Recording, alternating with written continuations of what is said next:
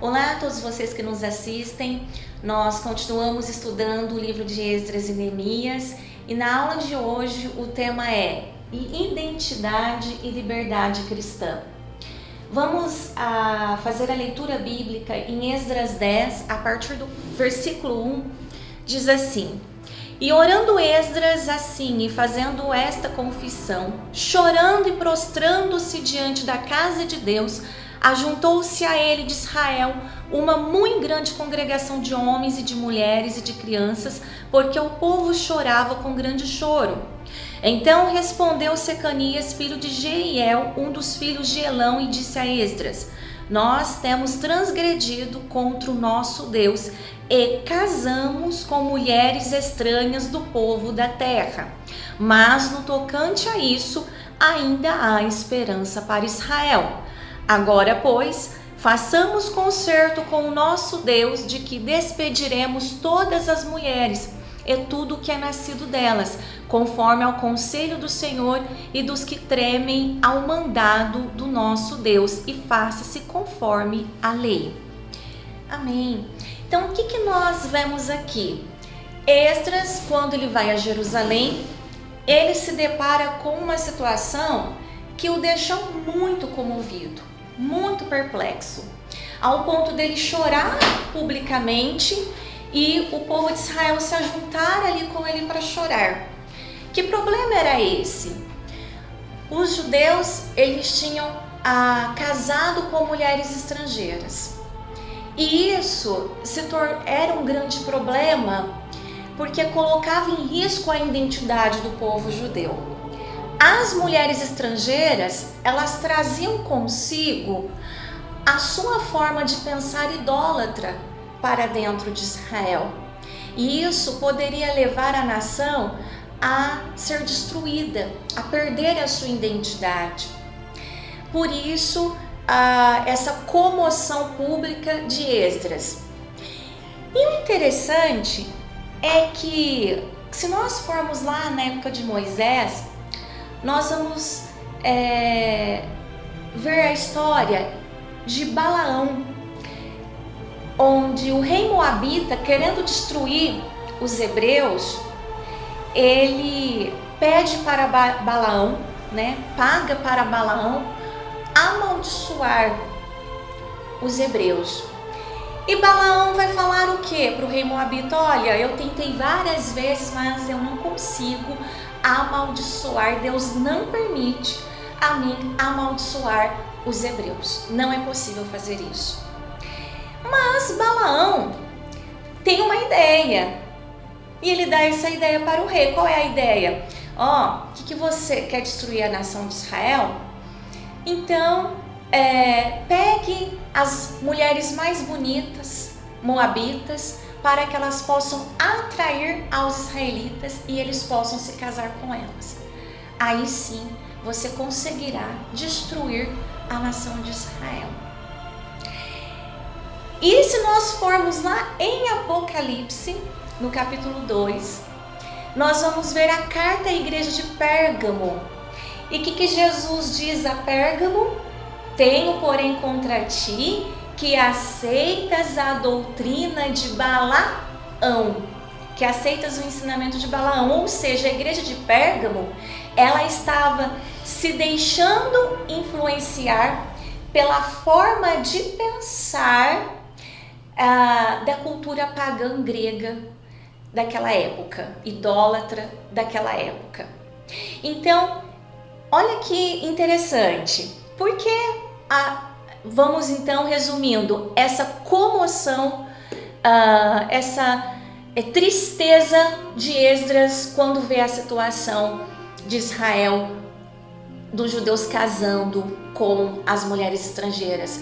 Por quê? Para destruir a identidade de um povo, do povo judeu, era se infiltrando nesta nação a forma de pensar idólatra que vinha através dessas mulheres estrangeiras, que trazia consigo os seus deuses, os seus rituais pecaminosos de prostituição.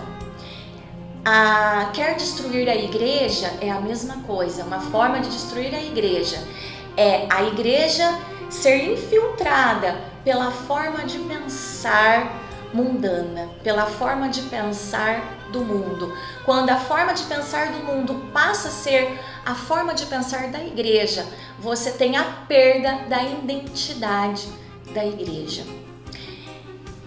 Aí nós vamos falar então sobre liberdade. Deus não libertou os hebreus do jugo estrangeiro, né? Libertou eles dos egípcios, libertou eles dos mesopotâmicos, dos babilônicos. E aí nós nos perguntamos, Deus libertou os judeus do jugo dos estrangeiros e eles não têm a liberdade de tomar para si mulheres estrangeiras? Que liberdade é essa então que eles têm? E é disso que nós vamos falar, sobre esta liberdade. Então preste atenção. Jugo significa aqui autoridade, né? Então os egípcios tinham autoridade, tinham domínio sobre os hebreus. Deus os libertou, né, de qualquer jugo estrangeiro. Mas Deus os libertou do jugo estrangeiro para que agora eles estejam sob o jugo da lei. Então eles estavam sob a autoridade da lei e deviam obediência à lei. E essa obediência à lei era condição para eles manterem a sua identidade. Por exemplo, a lei proibia eles casarem com mulheres estrangeiras. Se eles não obedecessem à lei, eles perderiam a sua identidade como um povo separado por Deus.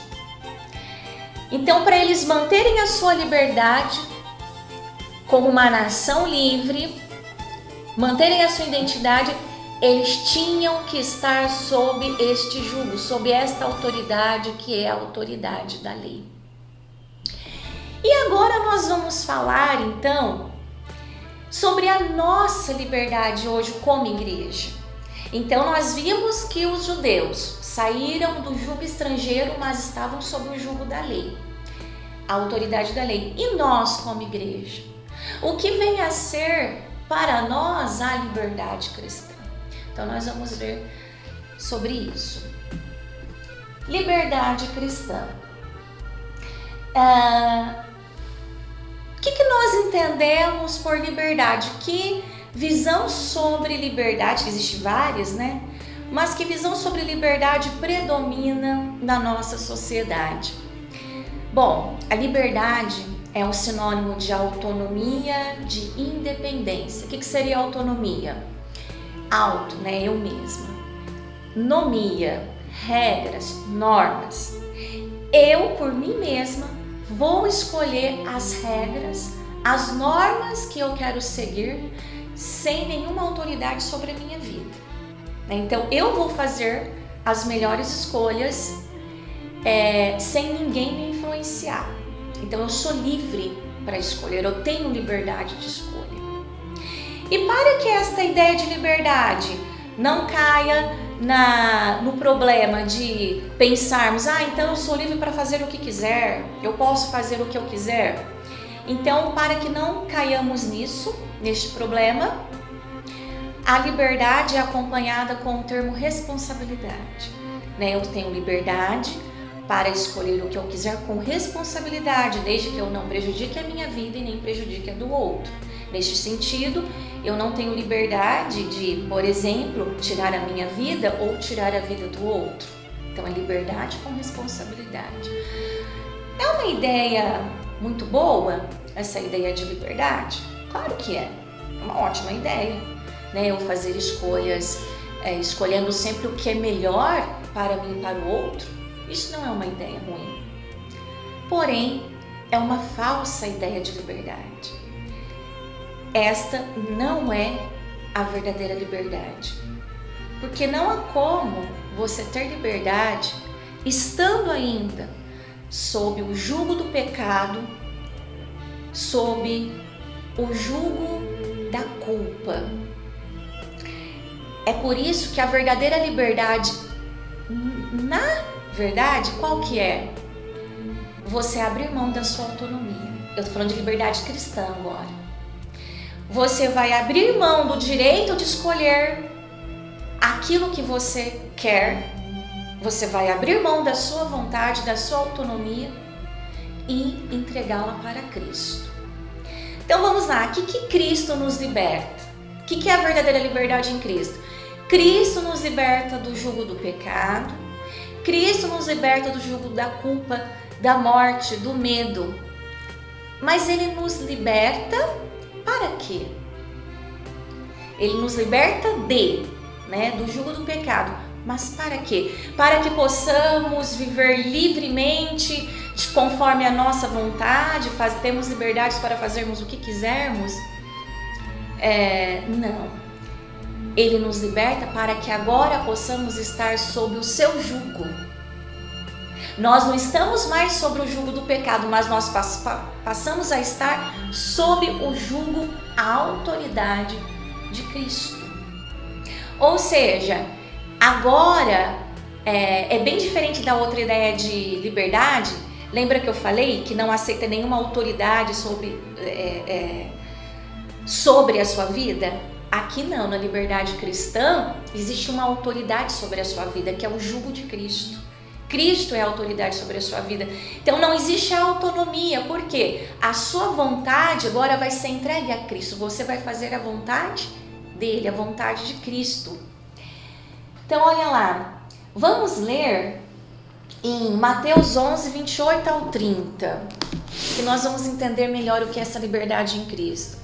Jesus disse: vinde a mim, todos os que estáis cansados e oprimidos, eu vos aliviarei. Então Deus vai nos libertar de qualquer tipo de jugo. Tomai sobre vós o meu jugo. Então nós vamos sair da autoridade que o pecado e o mal tinham sobre as nossas vidas e agora estamos sobre o jugo, a autoridade de Cristo. Tomai sobre vós o meu jugo e aprendei de mim, que sou manso e humilde de coração.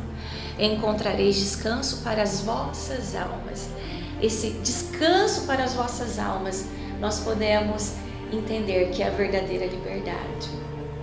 Mas talvez você pense: mas então este caminho eu não quero seguir, porque eu não vou poder fazer nada, eu vou ter que viver sendo regulado por uma série de preceitos religiosos, eu não quero isso para mim. Você se engana em pensar isso, que na verdade estar sobre o jugo de Cristo é viver aprisionado, preso em uma série de preceitos e regulamentos religiosos. Mesmo porque Jesus, quando falou isso, ele falou para um povo religioso. Ele falou para um povo que vivia sendo regulado por uma série de preceitos religiosos. Jesus, ele disse: o meu jugo é suave e o meu fardo é leve. Então ele não quer te prender numa série de regulamentos religiosos, não.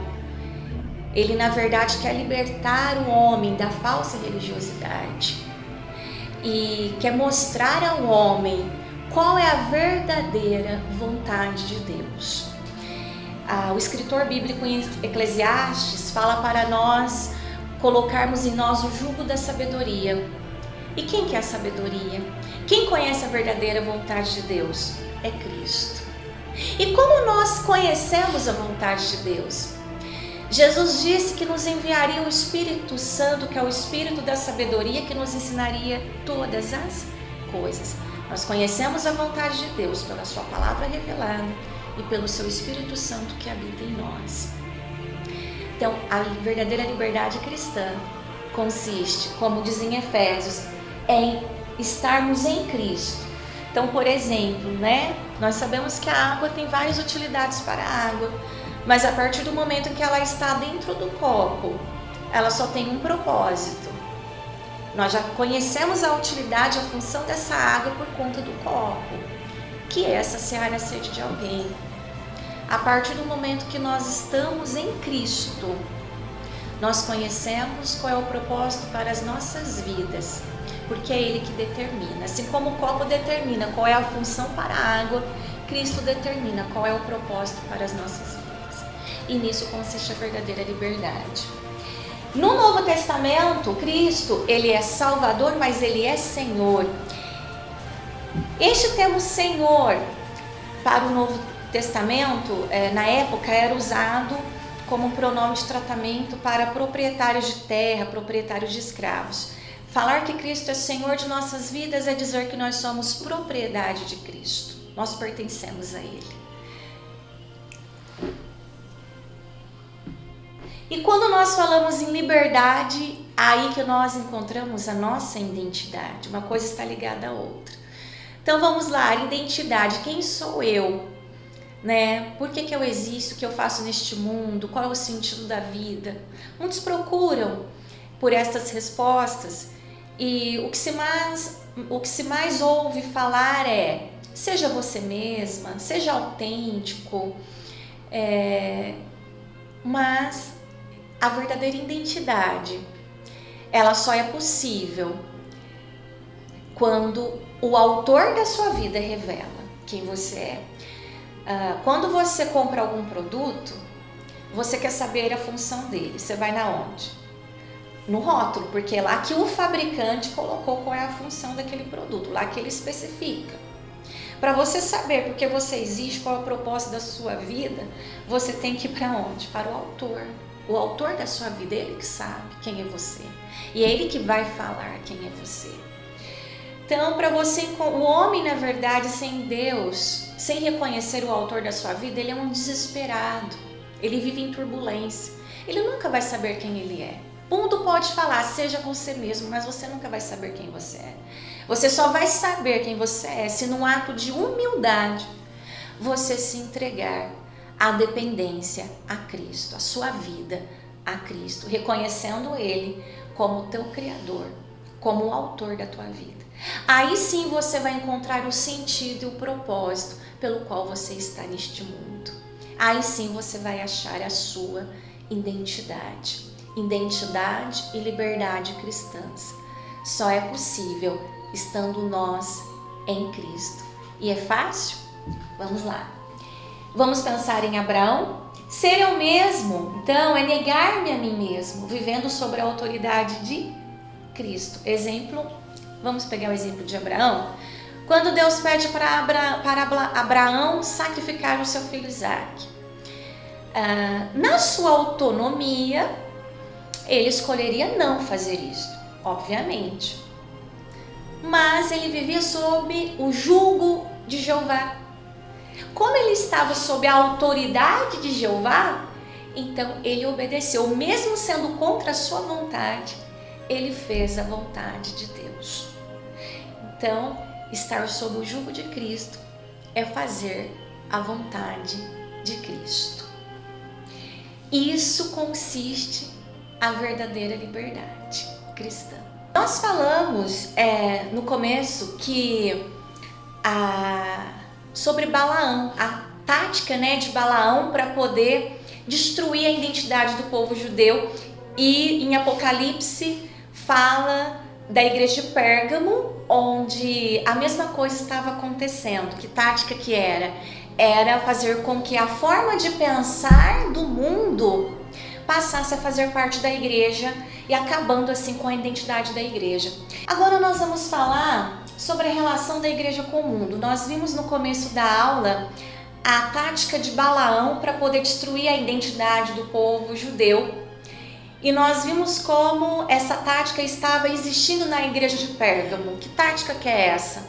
Fazer com que a igreja adote a forma de pensar do mundo e assim ela perca a sua identidade. O mundo atual, infelizmente, tem acontecido isso, tem sido levado os cristãos têm sido levados a pensar conforme o mundo. E isso é extremamente destrutivo, porque isso faz com que a igreja perca a sua identidade. E que forma de pensar é esta? Nós vivemos num mundo que nós chamamos de pós-moderno. Este termo pós-moderno, ele surge a partir da década de 80 para caracterizar uma forma de pensar do mundo diferente da anterior. E que tipo de pensamento é esse? É um mundo onde perdeu-se as referências éticas. Eu tenho liberdade de escolher, mas qual é a referência ética para esta escolha? Ela não existe. Nós nos encontramos num vazio. Não existe o certo, não existe o errado. As pessoas estão confusas sobre o que é o certo e o que é errado. Nós vivemos num mundo relativista onde tudo é relativo. Então é aquela ideia de que o meu Deus é verdadeiro, mas o teu também é verdadeiro. A minha forma de adoração é verdadeira, mas a sua também é verdadeira, porque na verdade todas as religiões levam ao mesmo lugar, assim como todos os rios nos conduzem ao único oceano. Mas na verdade, essa forma de pensar, se eu acredito que o meu Deus é verdadeiro e que do outro também isso é uma demência, isso é uma forma de pensar extremamente louca. Sabe por quê? Você pensar assim, nessa forma, relativizar Deus, é você transformar Deus em uma mercadoria, em um produto. Ou seja, tem para todo gosto. Qual é o tipo de Deus que você prefere? Imanente, transcendente, mais liberal? Qual é o tipo de Deus que você prefere? Bom, esse tipo de Deus te faz mais feliz? É mais de acordo com a sua vontade? Então, ótimo, fique com esse Deus, com esta forma de adoração. Ou seja, Deus se torna uma mercadoria, tem para todos os gostos. Esta visão, se você acredita que o teu Deus é verdadeiro, que do outro também, é uma visão extremamente errônea, extremamente louca. Esse homem pós-moderno que perdeu toda a referência de verdade absoluta, não existe uma verdade absoluta. A negação da verdade absoluta, cada um tem a sua razão, então você não tem mais uma referência do que é o certo e do que é errado. Esse homem, ele se encontra em um vazio, numa turbulência, sua mente vive em turbulência. Tanto é que a metáfora para o homem pós-moderno é o homem dançando no abismo, ou seja, o homem no vazio, sem esperança, sem referências, e o que resta a este homem? Apenas dançar, né? Não há como mudar, porque não há esperança, estamos num vazio, vivemos em uma confusão, nos resta apenas dançar neste mundo, dançar conforme a música. Então esta é a metáfora do homem pós-moderno, o homem dançando no abismo. E, infelizmente a igreja, ela tem sido corrompida, infiltrada por este pensamento relativista, com esta perda de referencial, negando que o cristianismo é o único caminho, é a única verdade, sendo Cristo a única fonte para as nossas vidas, única fonte de vida. E nós vamos também ver neste mundo pós-moderno, nós estamos negociando nossa identidade, deixamos-nos ser dominados pela opinião majoritária. Eu vou dar aqui um exemplo de uma pesquisa realizada com os alunos da USP. Primeiro fizeram uma pesquisa perguntando para os alunos se eles frequentavam regularmente cultos evangélicos. Eles tinham que responder sem se identificar, anônimos. Depois, essa mesma pesquisa foi feita com os mesmos alunos, mas publicamente. Eles tinham que se identificar em público, que eles frequentavam regularmente cultos evangélicos. Conclusão? O número de alunos que responderam sem se identificar que frequentavam cultos evangélicos foi 16 vezes maior do que aqueles que se identificaram publicamente. Sabe o que isso significa? Que a cada 16 alunos, apenas um tinha coragem de dizer que acreditava no cristianismo, de expor a sua fé, de revelar a sua identidade.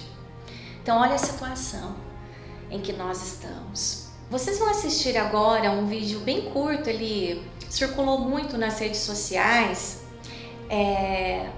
Vamos assistir a este vídeo. ¿De qué color es esta carpeta? Verde. Verde. Si algún alumno llega tarde a clase, como acostumbra suceder, yo les preguntaré por el color de la carpeta y ustedes me dirán rojo. ¿Estamos? Ha dicho rojo. Hola. Tarde, pero pase. Bien, sigamos. En filosofía hay corrientes como el positivismo que no admiten otra realidad que no sean los hechos. Como por ejemplo, el color de esta carpeta. Usted, ¿de qué color es esta carpeta? Roja. ¿Y usted? Roja. ¿De qué color es? Usted, la chica del pelito corto. Roja. ¿Y usted? Roja. Roja. Roja. Roja. Roja. Roja. ¿Y usted?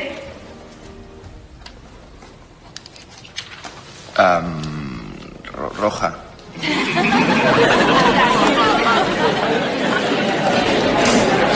Agora que você assistiu esse vídeo, né, ele foi muito circulado nas redes sociais, coloque agora este aluno que chegou atrasado como sendo seu filho, né, que no caso do vídeo que nós vimos, ele sabia que a pasta era verde, mas mesmo assim falou que era vermelha.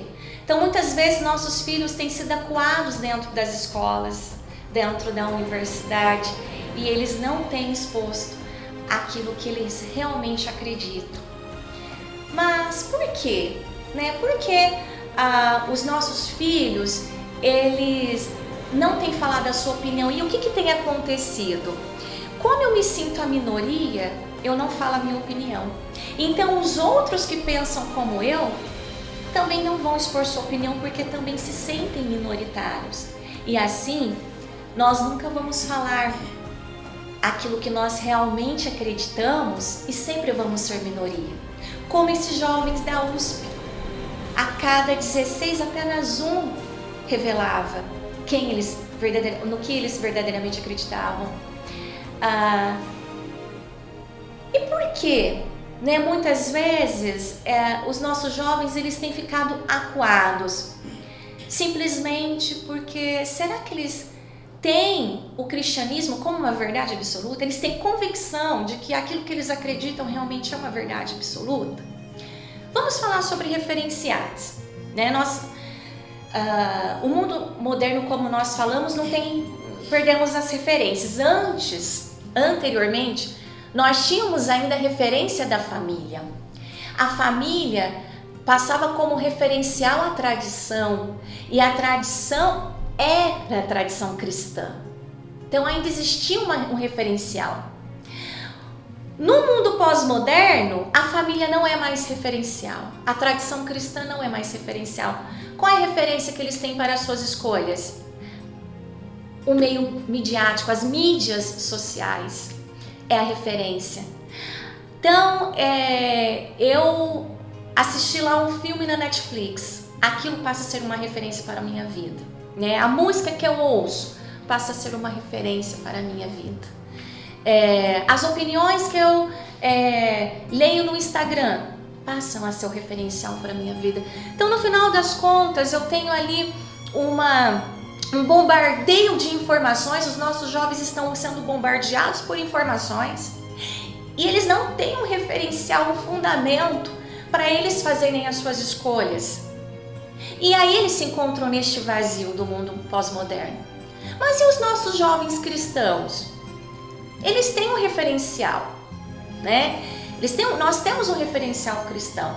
Então, eu tenho as redes sociais, eu assisto filme, eu vejo séries, mas tudo isso que me chega, né, nada me é proibido, tudo me é lícito, mas nem tudo me convém. Tudo me é lícito, mas eu não vou me deixar me dominar por nenhuma dessas coisas. Então, tudo que me vem passa pelo meu filtro do meu referencial cristão, da minha ética cristã, e ali eu seleciono. E ali eu vou selecionar, quando eu tenho um referencial cristão. Mas se essa minha referência cristã eu não acredito que seja verdade absoluta, eu não tenho convicção que isso seja uma verdade absoluta, todas as outras referências que me chegam, todo esse bombardeio de informação que me chegam, vão colocar por água abaixo o meu referencial cristão. E aí eu passo a adotar o pensamento do mundo. aí acontece a destruição da sua identidade. E é isso que acontece com os nossos jovens. Os nossos jovens, será que eles têm convicção de que a fé cristã é a verdade absoluta? E uma outra coisa que vem acontecendo no mundo pós-moderno é que os nossos jovens, eles não buscam mais como antigamente se buscava, uma experiência com Deus, né? Falta a eles esse entusiasmo em buscar, por exemplo, o batismo com o Espírito Santo. Os nossos jovens não têm mais tempo para buscar uma experiência com o transcendente, não tem mais tempo para buscar o batismo com o Espírito Santo porque eles estão ocupados demais em redes sociais. Antes, os nossos jovens tinham mais tempo, tinham tempo para orar, tinham tempo para entrar em comunhão com Deus, tinham tempo para ler a Bíblia, para estudar a Bíblia, tinham tempo para se entusiasmar e buscar o batismo com o Espírito Santo. Então, essa falta de experiência dos nossos jovens com Deus tem levado eles facilmente a adotar a forma de pensamento do mundo. E também a falta de conhecimento. Talvez também a igreja tenha sido muito falha neste aspecto, em instruir melhor os nossos jovens, em ensinar melhor os nossos jovens sobre o cristianismo como uma verdade absoluta. O que eu observo, você que está nos assistindo, pense no seu filho, né? O seu filho tem orado, o seu filho busca o batismo com o Espírito Santo, o seu filho ele lê, ele estuda a Bíblia, e aí nós vamos ver como que, infelizmente, o referencial dos nossos filhos está sobre areia movediça.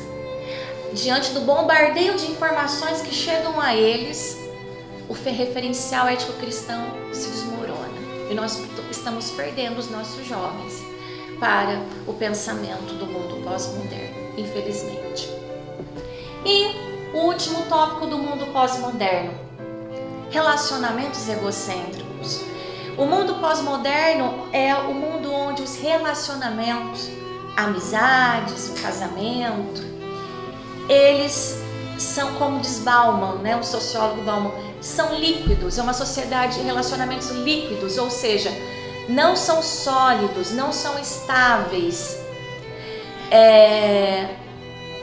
São relacionamentos que se desfazem facilmente.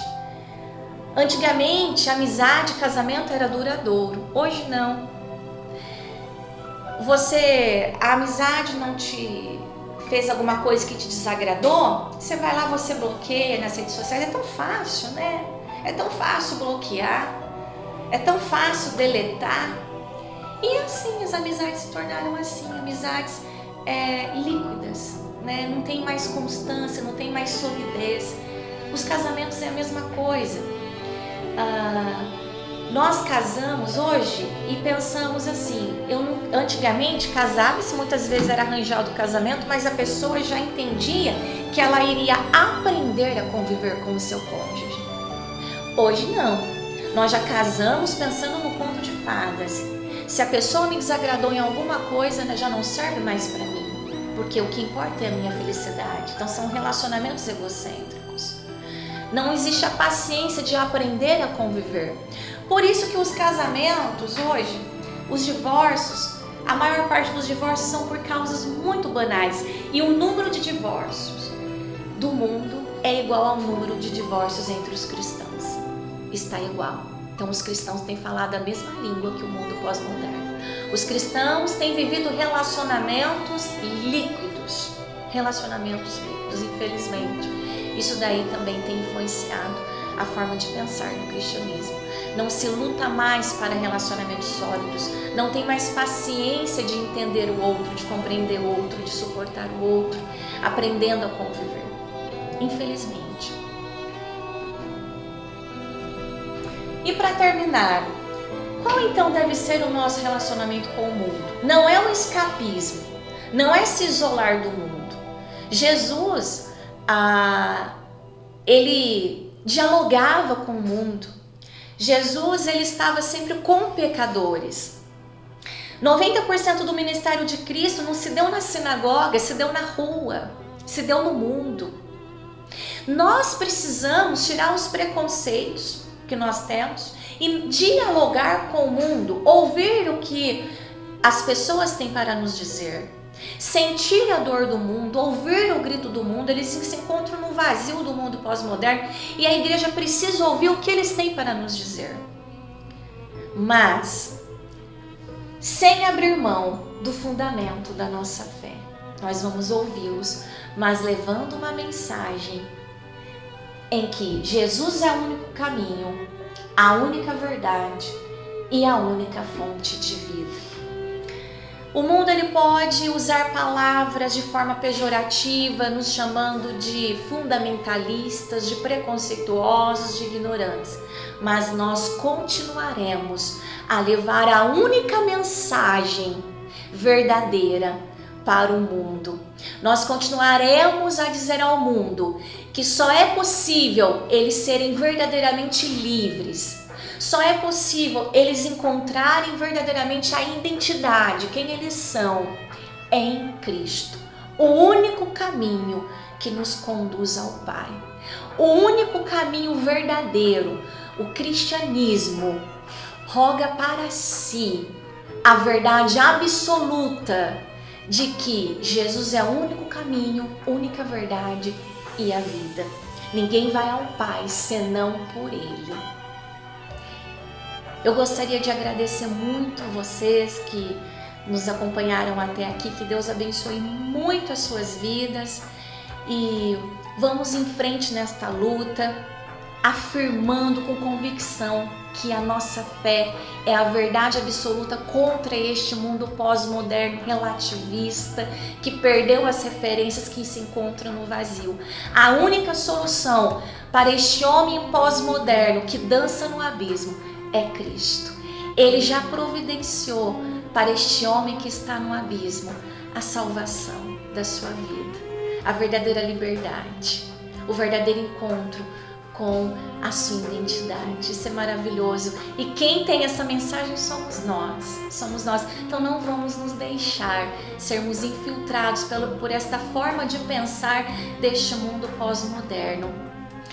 E cuide dos seus filhos, dê atenção aos seus filhos para que eles possam ter como referencial para as suas escolhas a ética cristã.